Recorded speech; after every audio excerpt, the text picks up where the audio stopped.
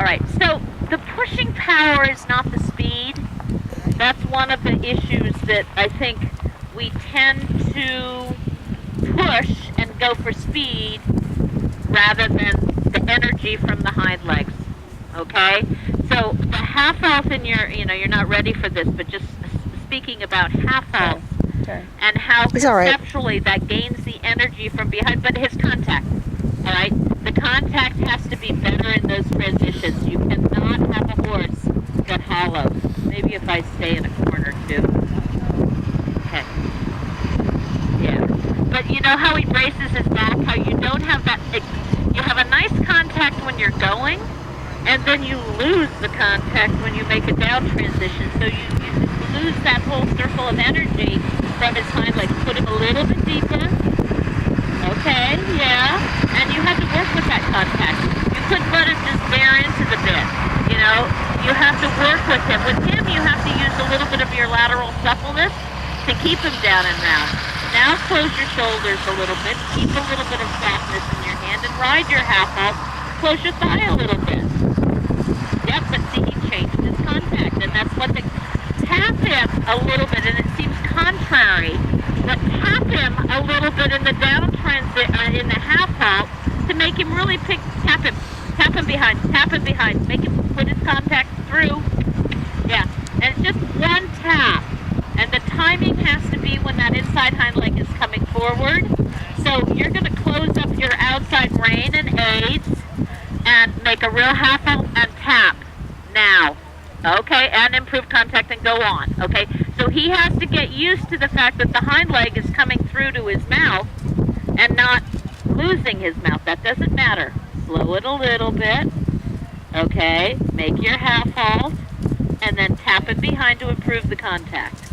Yeah, when he's ready. You don't have to, there's no great demand of right now. You're not in the show ring. Yeah, tap him behind.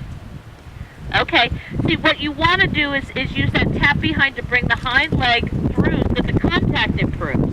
The whole idea is to improve the throughness because the circle through his body is maintained, that there's no break in that connection. And tap once, okay, and then move on. All right, I saw that from behind and he wanted to get a little hollow, but I think when you tapped him it was good. Now, think about one step of passage. What would you do in passage? You would close a little bit your thigh, keep your lower leg on, tap behind, tap. Okay, and go on. You can do it in posting, Gail. All right, think of what you used to be able to do with pilot. Yeah, but now bring him back a little bit, close him in your leg. Improve the contact though. Improve it, tap, and relax. Yeah, but I would almost stay posting. You feel like you have to sit that. I mean, these saddles are really designed for sitting. But think about the moment when you're up in the air and you close your leg. You're up, that's tap inside hind. When you're up, improve the neck, improve the contact, improve the neck, improve the contact. Okay, good boy. Yeah.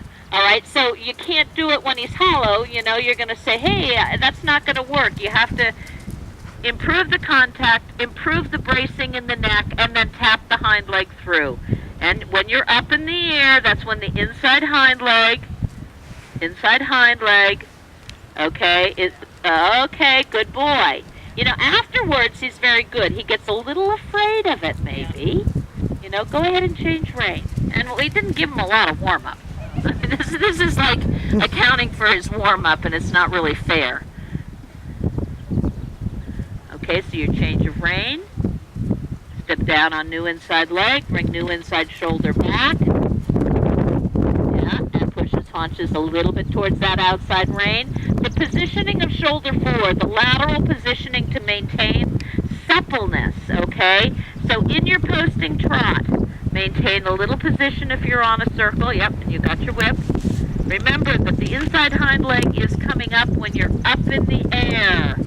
Okay, you make your half halt, improve. His neck a little lower or a little bit more through the pole area. Good, good. Okay, now bring him back again. Tap, tap. Okay, good boy. Yeah, very good.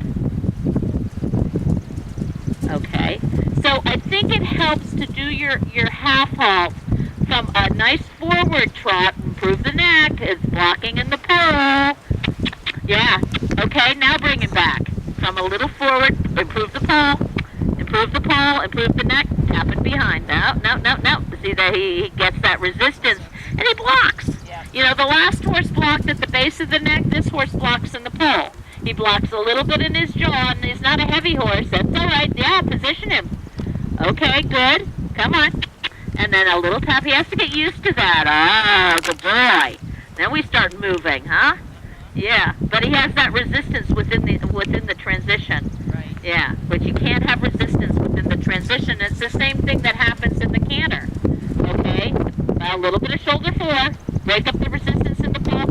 Tap it behind. Tap it behind. Tap it behind. Yeah, so he gets used to it. Good boy. Yeah, and then all of a sudden you have a horse that comes through and really moves. Good. Now keep the shoulder four. Bring him back in your outside rein a little bit close. Pull his neck deeper. Good. Okay. And so you start to get the half halt without even the tapping. All right? Because, nope, you got to improve that neck. You got to improve it. It's got to come a little lower, the pull in the jaw. Good. Now bring it back again. Yeah, that outside rein has to work for you. It's not a neck position. All right? It's a body shuffling. It's not too much neck position. He gets a little bit like, oh, I'm going to stiffen. I'm going to lose that suppleness. Push through, push through, push through, push. Tap him again. Tap him. Tap him. Ah, good. Now relax. Okay, so he has to understand that that little push with the little half halt and then the drive means come through. Don't lose the longitudinal suppleness of the horse. Don't lose that. Over center line, the same idea. A little half halt. Don't lose the lateral suppleness. Come on. Tap him again. Tap him again. Tap him again. Okay, good boy. So when he gets used to the fact that you have a half halt, you can press with your leg, you can tap with the hip. Then again, one more time. When he comes up, he has to learn to step through. Doesn't matter, doesn't matter, doesn't matter, doesn't matter. Canter on. Canter on. Okay, I would have cantered on, even though it wasn't through. Now collect him in the outside rein. See, he actually had quite a good canter there. Did you feel the loft? Align his shoulders. Align his shoulders. Keep this level of collection. He doesn't get flat. He doesn't lose his jaw or his pull. His neck stays good. He carries himself, okay? You're quiet, you're sitting, you're quiet, you're sitting, okay? And you flow with him a little bit. You flow in your seat. Good. Let him go straight ahead, shoulder four. Same tempo, nothing changes. Nothing changes. Every bit of the rhythm. A little bit of the outside shoulder. And forward and behind. Same tempo.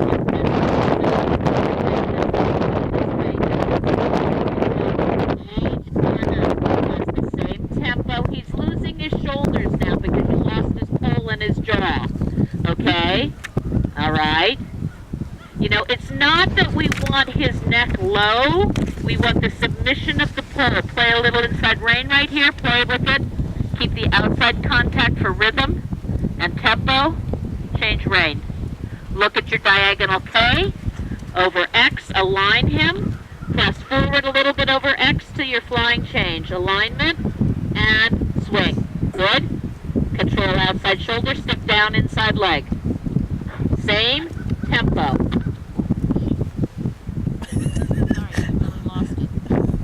We lost you for a minute. You disappeared. Sorry. Can you hear me now? Yes. Yep. All right. I don't know why it just, I mean, I didn't even touch it. It doesn't stay put. That definitely. Okay, that's good. Now, so he wants to change things. He wants to get heavy. Do you feel him stiffen in the pull and the jaw? Always improve the contact. Improve the contact. Sit. Hold your back once for stride and see he braces. Now relax. Okay, and if you have to be a little bit hard about that collection one stride to maintain that tempo, all right, then you can you hear me? Okay, good. All right, good. Straightness, outside shoulder, inside hind leg. Outside shoulder. Yeah, think he's still got his quarters a little bit in. He was actually much straighter to the right now than he is. That's good. That's good. Yeah, keep your hands level. No twisting of your body. Your legs are good. Take outside shoulder towards the inside just a little bit. No bracing in the neck. Yeah, he's a little bit stiff in the neck, huh? And he's not really giving you the right shoulder. If you have the outside shoulder, you can have the inside hind. Yeah, a little half halt on it. Like you had to get a little bit of your body into that half halt, huh, to get that right shoulder. Get your outside shoulder, get it, and add inside leg. Okay? I want you to really square this corner here to get that outside shoulder. Square it, square it, square it, square it, square it, square it, square it, square it again. Outside short, counter flexion, tiny bit, counter. Good, and now add inside leg. Okay, that tiny bit of counter flexion, there's your straightness. Do you feel that? Okay,